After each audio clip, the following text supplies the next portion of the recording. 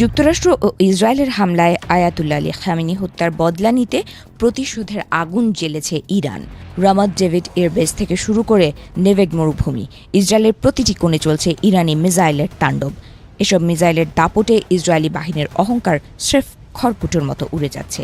এছাড়া ইরানের mosaic doctrine আর সমন্বিত মিসাইল হামলার সামনে ইসরায়েলি আকাশ প্রতিরক্ষা কেবলই এক ব্যর্থতার নাম। বিমানবন্দর অচল, আকাশপথ রুদ্ধ, আর রণক্ষেত্রে একের পর এক প্রাণহানিতে ইরানি চোরাবালিতে আটকে গেছে ইসরায়েল, যেখান থেকে বেরোনোর কোনো পথ দখলদারদের সামনে নেই। তেল আবিবের বাংকারে লুকিয়ে থাকা ইসরায়েলি নীতি নির্ধারকরা আজ হাড়ে হাড়ে টের পাচ্ছেন পারস্যের সিংহের সাথে লড়াই করা কতটা ভয়াবহ হতে পারে।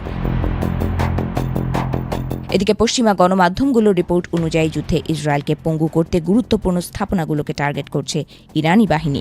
বৃহস্পতিবার ইরানের ইসলামিক বিপ্লবী গার্ড বাহিনী IRGC জানায়, ইসরায়েলের হৃৎপিণ্ড হিসেবে পরিচিত বেন গুরিয়ন বিমানবন্দর এবং সেখানে অবস্থিত বিমান বাহিনীর ২৭তম এয়ারবেসকে লক্ষ্য করে হামলা চালানো হয়েছে।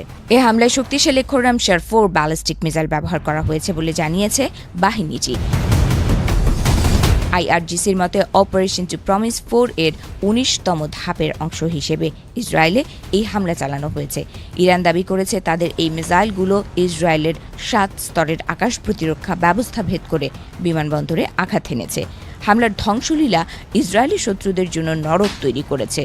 এই হামলার ফলে বিমানবন্দরের সমস্ত কার্যক্রম স্থবির হয়ে পড়েছে বলে বিভিন্ন সংবাদ মাধ্যমে খবর এসেছে।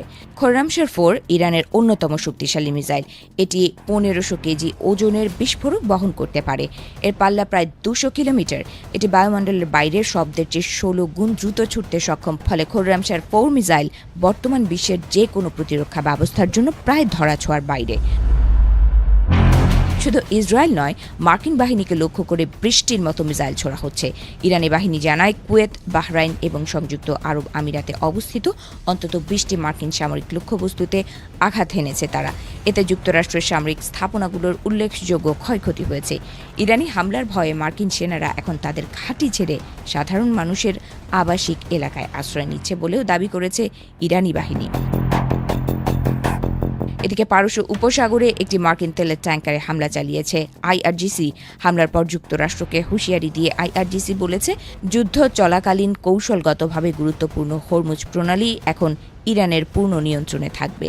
যুক্তরাষ্ট্র, ইসরায়েল এবং তাদের ইউরোপীয় মিত্রদের কোনো সামরিক বা বাণিজ্যিক জাহাজ এই পথ দিয়ে যেতে দেওয়া হবে না বলেও হুঁশিয়ারি দিয়েছে ইরানের সবচেয়ে দুর্ধর্ষ বাহিনী IRGC।